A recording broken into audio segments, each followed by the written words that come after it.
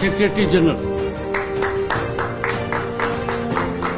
ಸುಧಾಮೂರ್ತಿ ಎಂಬ ಹೆಸರಿನ ನಾನು ರಾಜ್ಯಸಭೆಯ ಸದಸ್ಯಳಾಗಿ ನಾಮನಿರ್ದೇಶನಗೊಂಡವಳಾಗಿ ಕಾನೂನಿನ ಮೂಲಕ ಸ್ಥಾಪಿತವಾದ ಭಾರತದ ಸಂವಿಧಾನದ ವಿಷಯದಲ್ಲಿ ನಿಜವಾದ ಶ್ರದ್ಧೆ ಮತ್ತು ನಿಷ್ಠೆಯನ್ನು ಹೊಂದಿರುತ್ತೇನೆಂದು, ಭಾರತದ ಸಾರ್ವಭೌಮತ್ವವನ್ನು ಮತ್ತು ಅಖಂಡತೆಯನ್ನು ಎತ್ತಿ ಹಿಡಿಯುತ್ತೇನೆಂದು ಮತ್ತು ನಾನು ಈಗ ಕೈಗೊಳ್ಳಲಿರುವ ಕರ್ತವ್ಯವನ್ನು ಶ್ರದ್ಧಾಪೂರ್ವಕವಾಗಿ ನಿರ್ವಹಿಸುತ್ತೇನೆಂದು ದೇವರ ಹೆಸರಿನಲ್ಲಿ ಪ್ರಮಾಣ ಮಾಡುತ್ತೇನೆ.